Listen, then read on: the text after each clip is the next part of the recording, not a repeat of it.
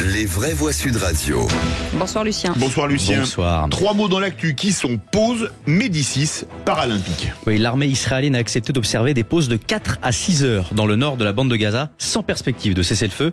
Le prix Médicis décerné à l'écrivain québécois Kevin Lambert pour son ouvrage « Que notre joie demeure », une récompense qui fait polémique. Et ça y est, on connaît le parcours de la flamme paralympique et quasiment un Tour de France pour le flambeau. Les vraies voix Sud Radio. Des pauses de 4 heures dans certaines zones du nord de la bande de Gaza, des pauses annoncées 3 heures avant pour permettre aux civils gazaouis de rejoindre le sud. C'est ce qu'a annoncé le Premier ministre israélien Benjamin Netanyahou sur Fox News. Il a tenu à préciser qu'il ne s'agit pas d'un cessez-le-feu et que l'objectif reste de détruire le Hamas. Nous allons continuer jusqu'à avoir éradiqué le Hamas. Rien ne nous arrêtera. Nous sommes absolument dévoués pour gagner. Ce qui ne sera pas seulement notre victoire, mais ce sera la victoire du monde civilisé contre la barbarie. Et selon le Bureau de coordination des affaires humanitaires de l'ONU, le nombre de déplacés à Gaza s'élève désormais à 1,6 million de personnes sur les 2,4 millions d'habitants dans la bande de Gaza. Philippe Bilger. Mais ça n'est pas rien que cette pause, même de quelques heures. J'espère que, en réalité, ça annonce peut-être qui sait une issue politique. Oui, oui. Là, je pense non. Je suis naïf. Je pense surtout. Moi, j'étais en Israël la semaine dernière, pas cette semaine, celle d'avant. J'ai vu beaucoup de stratèges, de militaires qui disent tous. Et il y a consensus là-dessus en Israël, si vous voulez. Sur le reste, non. Sur la suite, non. Mais il y a consensus sur la démilitarisation de Gaza. Et malheureusement, ce à quoi nous allons assister, à mon avis, assez rapidement, parce qu'ils ont commencé, c'est qu'ils vont détruire l'hôpital Shifa, que j'espère le Hamas aura laissé vider, car quand même, si vous voulez, l'armée israélienne envoie ses soldats pour protéger ses civils. Le Hamas envoie ses civils pour protéger ses forces militaires. Et évidemment, ils sont planqués sous Shifa. Ça fait des années que tout le monde le sait, mais les Israéliens ne partiront pas, je pense, tant qu'il y aura ils ne s'arrêteront pas, ils feront des pauses, mais ils ne s'arrêteront pas tant qu'il y aura encore une force militaire du Hamas dans Gaza, pour autant qu'ils y parviennent, à 60 km sous terre, à 60 mètres, sous terre, c'est pas facile. Virginie Calmels.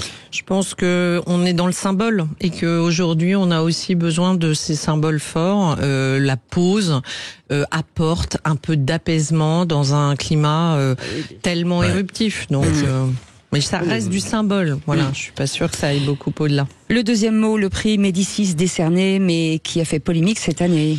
Oui, le prix Médicis a été remis à l'écrivain québécois Kevin Lambert pour son livre « Que notre joie demeure ». Son livre évoque la chute d'une architecte soudainement accusée de chasser les pauvres de Montréal et il est entaché d'une polémique. En septembre, l'éditeur de Kevin Lambert révélait que son auteur avait eu recours au service d'une sensitivity reader. Alors qu'est-ce qu'une sensitivity reader ? C'est, voilà, là, en l'occurrence, c'était une canado-haïtienne qui a vérifié à quel point un personnage d'origine haïtienne était crédible. Les sensitivity readers sont des sortes de conseillers de l'édition chargés de repérer et de corriger dans un manuscrit des propos sexistes, racistes ou homophobes qui auraient échappé à l'auteur. C'est une pratique courante en Amérique du Nord mais peu utilisée en France et ça n'a pas manqué de faire réagir. Ouais. Est-ce que c'est pas fou, Philippe Bilger? Je sais, il allait dire la même chose, je pense. Maintenant, vous avez 3 comités de relecture, 5 commissions de censure, c'est dingue. Il y a un grand écrivain français qui a eu un prix Goncourt, Nicolas Mathieu, qui s'est beaucoup intéressé à ça. Il a un point de vue, il n'est pas loin de pas trouver ridicule l'apport de ces... Je ne veux pas le traduire en français, ma chère. Oui, c'est la sensibilité des lecteurs.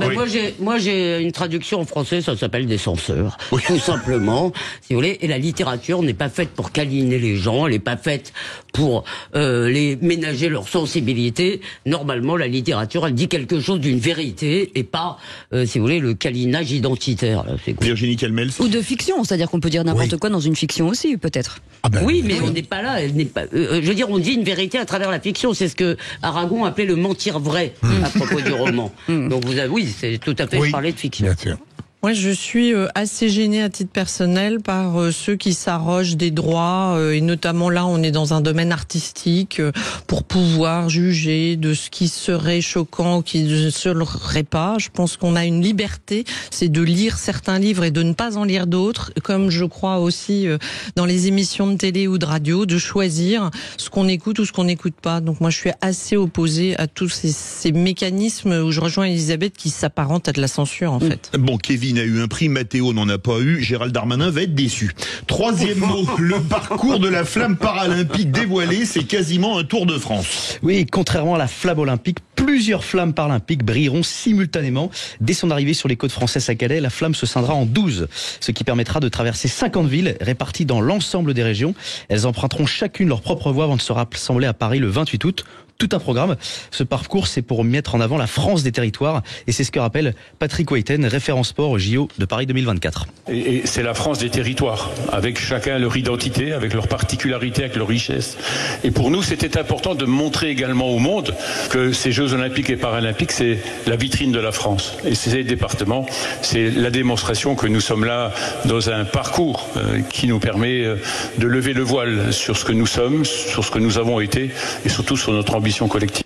Alors, merci beaucoup Lucien Gasparac. En tout cas, ça fait du bien de voir en fait que ces flammes pour ces JO paralympiques. Merci beaucoup.